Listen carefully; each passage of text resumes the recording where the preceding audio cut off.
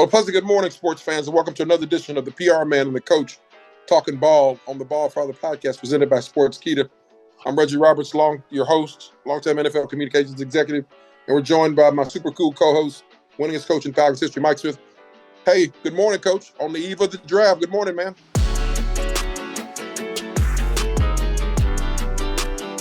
Good morning. Hey, the next 72 hours, there's going to be a lot of things being talked about in the non-game playing season. You know, I was just talking to my girl here a second ago, and, I was telling her, I said, I've worked a whole bunch of drafts, with the league office, with the Bucks, when we were together in Atlanta. And I think this is the first year, if I can remember, it's the first year where, I kind of knew who the first pick was going to be.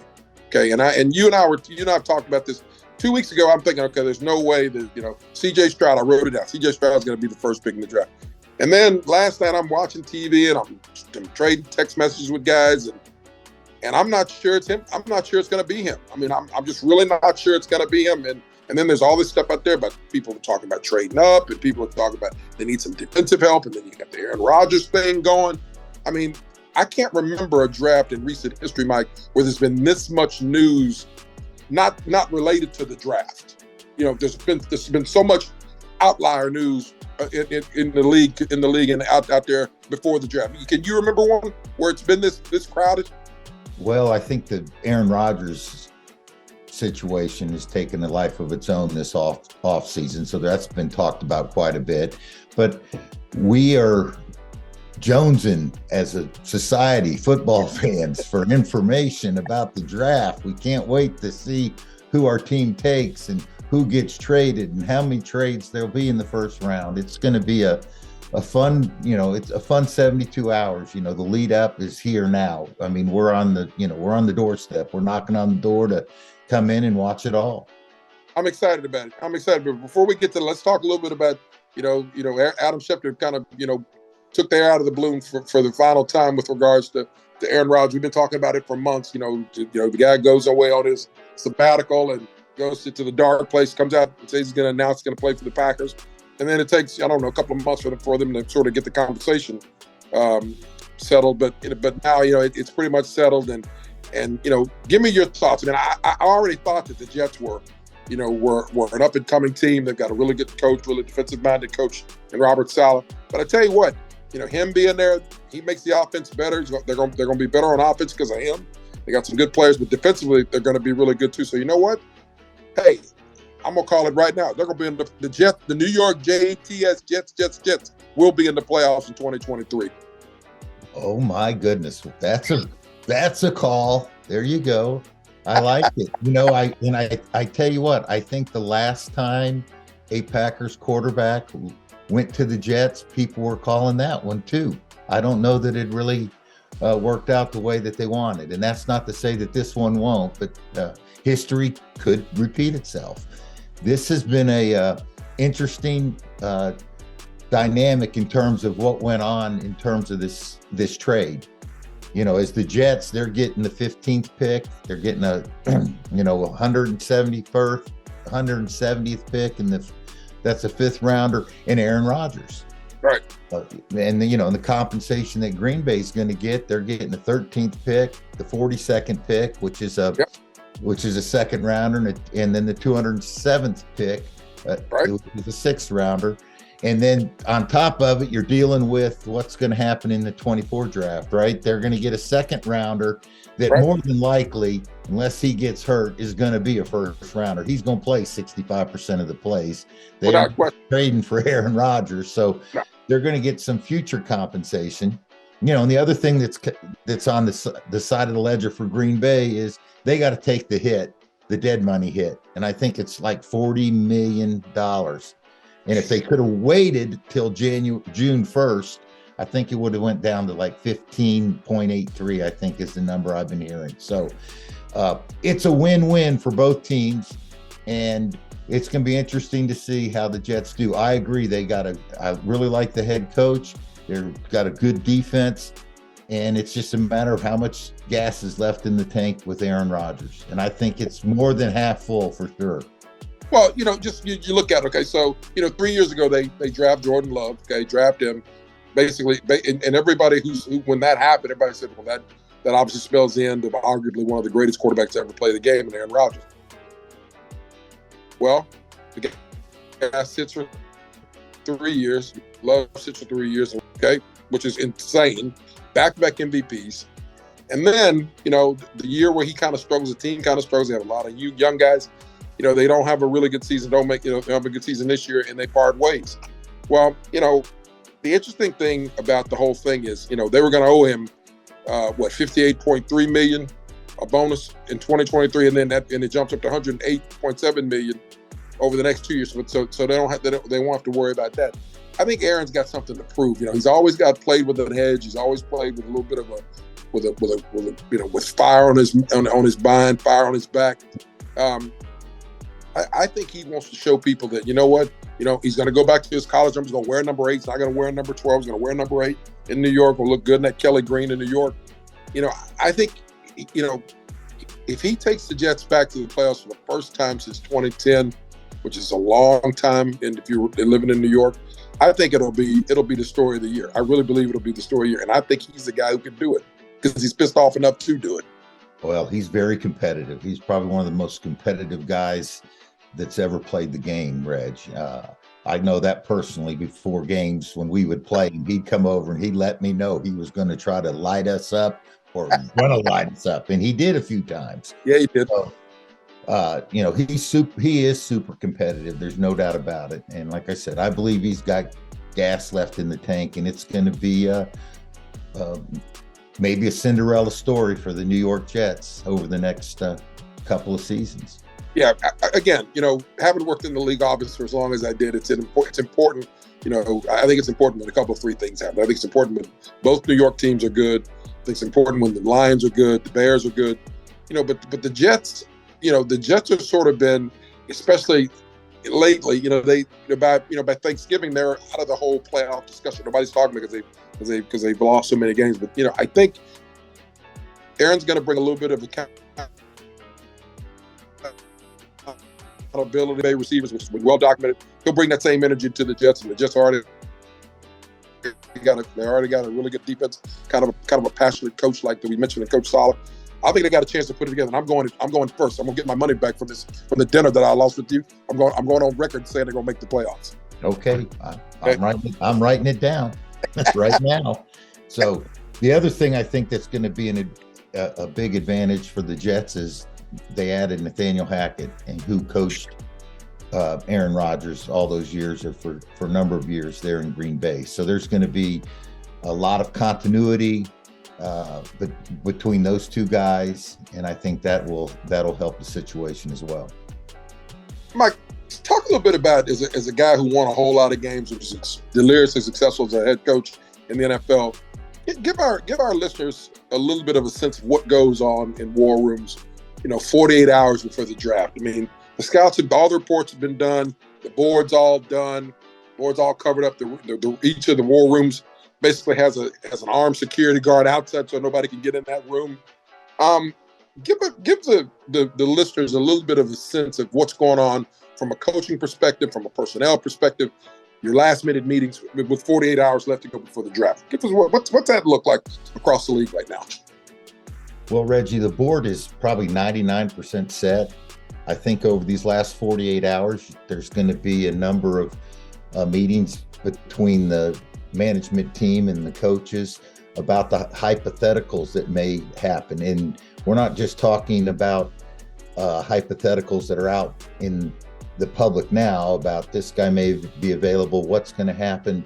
I think you've got to be very concerned about, and you are concerned, and you're discussing the possible trade options. And, most of the time trades are done between guys that have a relationship, and they'll be having back channel conversations and have been having back channel conversations about, hey, if my guy's there, I may want to come up and to your spot. Are you interested in trading back? And, and none of them are going to happen today and tomorrow. They're going to happen when you're on the clock, because it's all going to be predicated on what's happened in the picks before you. But so you've got to go through those hypotheticals and would you do this and what's the compensation going to be? And now you're dealing with the trade chart, and there's 2 or 3 different trade charts out there because you don't want to do a bad deal. You want to, both teams want to do a good deal. So right. you got to get your hypotheticals covered and talk about the potential trades. And then you're also, believe it or not, there's still final reports that are coming in. There's so much information that has to be gathered, both medically and both on character. And there's still going to be information coming out because, Reg, we've seen it over the last 5 days. There's been some stuff that's been leaked, that's come out. I know we're going to talk about it. So you're going to, and you're trying to get information on some of the things that are happening in the news about the draft. And a lot of it's misinformation. And then most importantly, now that you've set your board and you know who's a draftable player and who you have rated as a draftable player, then you've got to start these last couple days. You start working on your free agent boards. We're talking about your college free agents. So we start to put the board together and say, okay, if it goes like we think it's going to go, and we fill these position needs, here's going to be our top picks for free agency, college free agents. And that's when those phone calls start you start having those conversations with agents and stuff, even before the draft about you represent this guy. If he doesn't get drafted, we'd like to have an opportunity to have him join us. And you got to be careful about that because the guy might get drafted that you're talking about. But within the building, you start talking about, hey, here's our wish list of who we could get as free agents. And those are basically the conversations that are going on the last 48 hours. I know the GM and the scouts, they're getting ready to take a deep breath because they're going to be on the clock, so to speak, over the next 48 hours. It's funny. I don't think the average fan realizes, everybody gets excited about, they get this guy, you want CJ Stroud, you want Bryce Young, you want Jalen Carter, you want Will Anderson Jr. And those are all great players. But I don't think people have any idea at the stress and the pressure that goes into this, making these selections. There's a lot of work that goes into this. A lot of man hours, a lot of work. And, and then you're making decisions sometimes, like you said, on the fly. With regards to when you get on the phone with somebody who wants to work with you, Mike, is the conversation pretty much already worked out? Or you talk through various scenarios, or does it get worked out on the phone during the time when you got allotted on the clock? Most of the time, it gets worked out when you're on the clock, and I think everybody wants to do that because they think they can get a better deal when there's a deadline.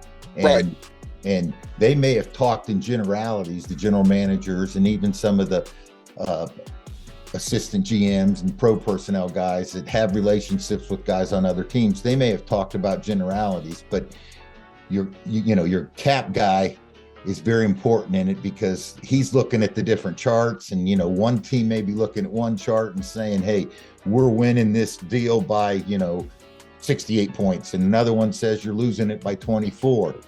And those are the conversations that happen there at the very end. And it's interesting. I mean, the first time I saw it as a head coach and how the conversations go, it blew my mind in terms of all the conversations that are going on throughout the draft. 3 or 4 picks out, you might be having a conversation with 2 or 3 teams about trading.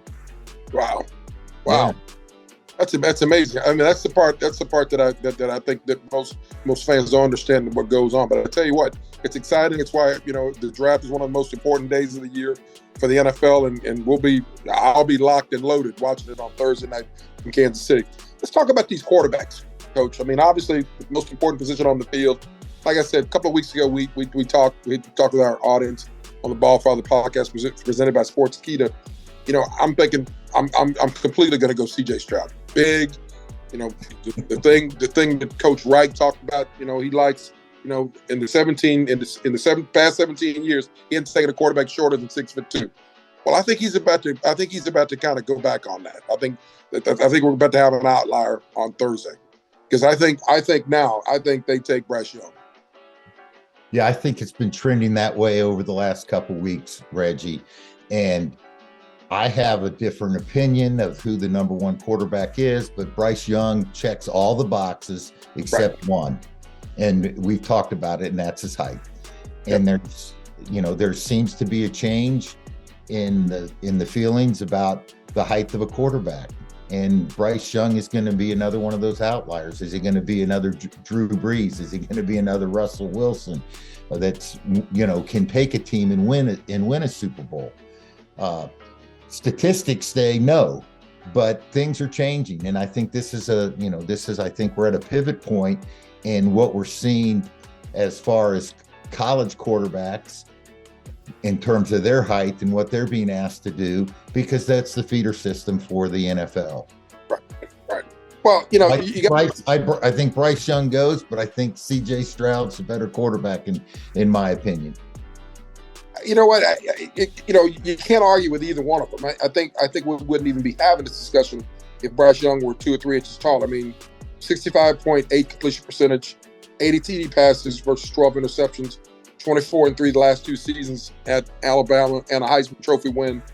And that's really, really hard to argue with. I mean, the guy, by all accounts, the guy scored, I think he scored 98% on that test. We're going to talk about that. I can't think what's the name of that dumb test. It's the S2. The S2 cognitive testing. Yes. The cognitive test. We'll get to that in a second, because I got some very strong opinions about that nonsense and the stuff that was leaked about C.J. Stroud, but I'll get to that in a minute. But, C.J. Stroud, 66.3 completion percentage, played in Coach Day's pro-style offense at Ohio State, 85 touchdowns, 12 interceptions, really good deep ball, great teammate, great leader. I mean, both of those guys are going to be good pros. I mean, they'll be good pros, and obviously we're looking forward to watching them both. But like I said, I thought Stroud sort of was going to be the guy, but I've changed it. I think it'll be Young, the first quarterback off the board, first player off the board. Any thoughts about Levis and your guy Hendon Hooker, who I think is going to be sort of a surprise of the draft? Well, I tell you, the guy that's probably moved back up the board, according to the experts, over the last 48 hours is Will Levis. A week ago, 2 weeks ago, when we were talking about, man, they had him down and maybe even being out of the top 15, which really surprised me that they were having that conversation. So I think if Houston, there's been talk that they have given up on Davis Mills, and if that's true, then there's going to be another quarterback taken at number 2. And is it going to be C.J. Stroud, or is it going to be Will Levis? That's who knows. If Houston buys into some of the stuff that has come out here of late, which I think is total injustice to the player, C.J. Stroud, then it's, they may lean towards Will Levis. It's a matter of how much they're going to weight they're going to put on the S2 cognitive test, which, we've talked about it before. The tape don't lie. Watch the tape. All the old scouts and the guys that I learned it from, it was watch the tape. And the tape doesn't lie. C.J. Stroud's a great player. So it'll be interesting to see what happens between those two guys. And then if they feel good about Davis Mills, they could potentially go with not taking a quarterback and with the second pick in the draft. But if all the experts are right, it's going to be a quarterback, and it's probably going to be one of those two. You like what are you hearing about Anthony Richardson, Coach? Gosh, Anthony Richardson, I like his athleticism. He was a workout warrior. We've talked about that, what he's done at the combine, but he's only really had one full year of productivity, and he's going to get overdrafted. There's no doubt about it. All these guys are getting overdrafted, in my opinion. If you put up, on the big board, for example, we talk about Bijan Robinson. You have, if you put up there as a football player, he's probably one of the top 5, on the big board. But he plays a position, and we'll talk about it, I'm sure, in depth later on. He plays a position that is undervalued, and the quarterbacks get pushed up the board and some other positions get pushed down the board. And I'm surprised at I'm surprised at how much people are talking about this quarterback class when it's just dead average. There's no guy that you're saying is a sure enough going to take you to the Super Bowl. But Anthony Richardson, he could be the guy. One of these quarterbacks is probably going to move down the board, and it just depends. I think what's important is Tennessee going to try to move up? There's talk about Tennessee trying to move up to get a quarterback and take a quarterback. And is it Anthony Robinson? How far do they move up? I don't think they move up. It's going to cost them too much to move up into Arizona's spot. Yeah. There could be a trade with a team that we're both very familiar with. Tennessee could trade with Atlanta to move up and maybe take an Anthony Richardson. Yeah. Arthur Smith and Mike Vrabel, they work together. So there is a relationship. Could happen. You're right. It could happen. But there's another thing about it is that Vrabel, that I don't think they're happy with the situation there in Tennessee at the quarterback position. So I think they are really trying to get up. And Reg, that's the thing that's going to really surprise us all. There's going to be so many trades. If it keeps trending the way it has been the last 4 or 5 drafts, it's going to surprise everybody how many trades are going to take place. I just think, like I said, like I began at the outset, you're on the PR Man, the coach, talking ball on the ball for the podcast presented by Sportskeeda. I can't remember a draft where it's been this much intrigue.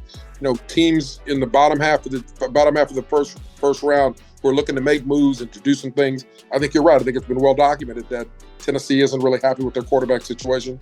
Ryan Tannehill's in the last year of his contract, new GM. I think they're looking to make a move. How much do they spend to make that move? That remains to be seen. But I really do think that this is going to be a draft that's full of intrigue, and just when you think what's going to happen, some stuff's going to surprise you. And I think there'll be a lot of surprises come Thursday when it starts on Thursday night. Absolutely, and it's going to change a bunch of people's lives. That's the great thing, I think, why people want to watch the draft. They bring college fans and NFL fans together. All the college fans, for example, all the college fans from Alabama, Tennessee, here in the Southeast, in the Southeastern Conference, they're interested in the draft because they're talking about their players going into the NFL. And the NFL people are interested in terms of how are we improving our team, the ones that are fans of the NFL. So it's a really neat dynamic, in my opinion. Yeah, it is. Some people are only concerned about the Alabama fans. They want to make sure that they have 11 draft picks this year, or the Ohio State has 3 in the first round. That's what they're concerned about.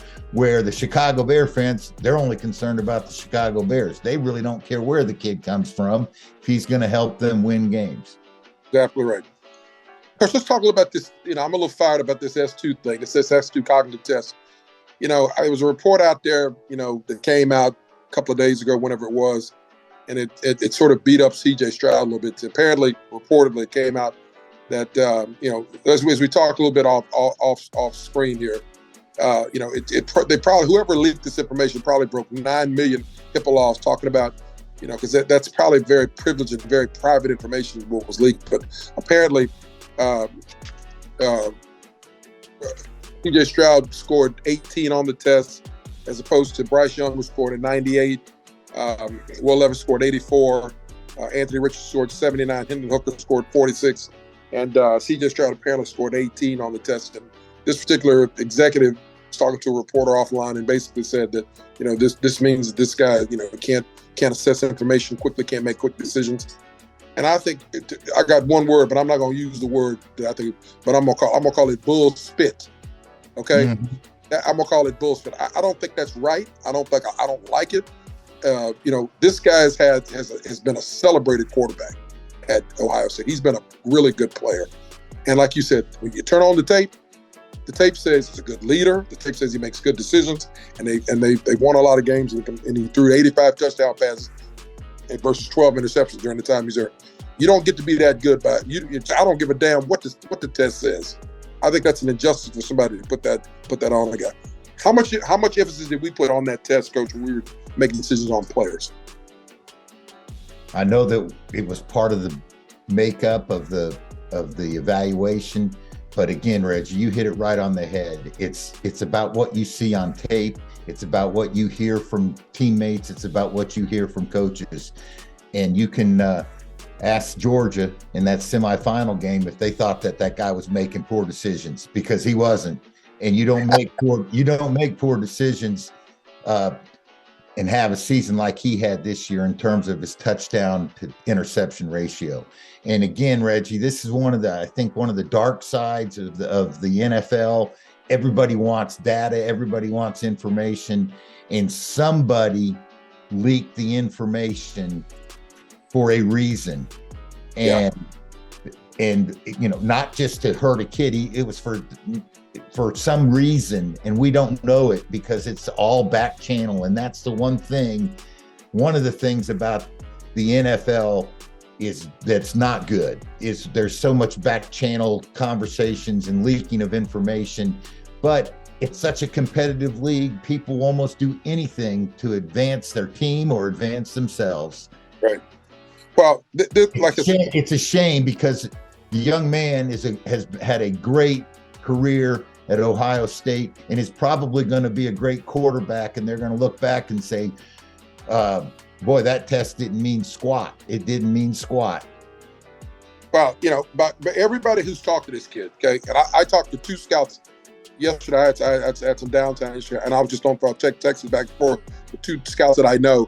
They're saying, Rich, look, one scout said to me, he said, I don't care. He said, I don't care if he scored a 4 on the test. He said, if I was picking, I'd draft him. The height, the size, the arm strength, the deep ball, he said he couldn't say enough stuff about this guy. The other guy says, if you put a gun to my head, he said, I'd probably take the other one because the other one's got a quicker release. He's not as big as Stroud, but he's a good player. He said they're both great players. He said they both should be drafted within the top 10. I think when you do things like that, when you put information out about people like that, it hurts guys, and it's not fair, and somehow that part of our game isn't good, like you mentioned. So, but anyway, it's just a part of our game that is probably one of the dark sides of it, and it's not good. It's really not good. No, I agree with you. We're finishing up on our man, the Coach Talking Ball, the podcast presented by Sportskeeda. Coach, we shockingly, we hadn't talked about any of the defensive guys. Obviously, Jalen Carter is gotten a lot of attention, some of it for good reason. But again, when you look at the tape, the tape doesn't lie about how good a player that young man is. No, there's no doubt. And I've got him right now, and I know a lot of mocks have him going to Detroit. I think that's where he's going to probably end up. Probably going to be the second defensive player taken, or maybe the third. But you're looking at Will Anderson and Tyree Wilson are probably the 2 top guys that are going to go, those edge players. And the value of edge players right now has gone through the roof. And Will Anderson from Alabama and Tyree Wilson from Texas Tech. One is just a freak athlete in Will Anderson, and then Tyree Wilson's just he's a big man at 6'6", 271. And then, Jalen Carter, those are probably the 3 top guys coming off the board on the defensive side. And then probably Devin Weatherspoon is going to be the first defensive back come off the board. Yeah. Will Anderson, 6'4", 255, 34.5 sacks coming off that edge. Gonna be a great player in our league. Jalen Carter, obviously well documented stuff to come. Had to lead the compound. I mean, how good would your workout have been if you had all that stuff that you were dealing with? A little bit overweight, but again, when you looked at the tape and you talk to people about how dominant the guy was, I mean, they love him at Georgia. I mean, they love the guy. So, I think he's another guy who's gonna go and basically go into the. I remember when I was a young PR person working in the league, I was talking to Jerry Angelo, who was our director of pro personnel in Tampa, and I asked him, I said, Jerry, how do you know? I said, he goes, Reg. He pointed to that old big gigantic clunky tape machine. He said, I got one of those. It was just this big huge thing. He pointed to it and he said, You keep your job by watching that thing. He said, he goes, everything that shows up in that tape, he goes, that thing, he called it the truth teller. He said, that thing's the truth teller. That's what he called it. And you're right. It is the truth teller. Yes. And it will continue to be that, Reg. It's all about the tape. What you see on tape is 99% of the time what you're going to get. And, barring injuries and things like that, great players don't become average players for no reason. And it's going to be interesting to see. And again, we're all excited about the draft. And after day one, they'll evaluate. After day two, they'll do the same thing, and then we'll get our grades. We'll get our grades out, and everybody will be talking who's the winner, who's the loser. We're really not going to know until about 2 years down the road, though. But I'm super excited, Reg, about watching the draft and chopping it back up afterwards, and there could be another trade or two where a guy on a roster gets traded as part of a draft trade. That's a possibility as well. I'll tell you what, we'll both check it out on our respective TVs and be watching it and look at the grades, and we'll be back here on the Ball Father podcast next week to talk about who the winners with the draft were, who the losers were, and we'll talk about some of the crazy things that are going to take place specifically in that first round. I can't wait to check it out, and we'll be back to you next week, Mike, with checking it out to evaluate and let everybody know who did what and to sort of chop it up. Okay, man. Looking forward to it, Reg. Have a good one. Thanks, Coach. Yeah, enjoy it. All right. Bye-bye.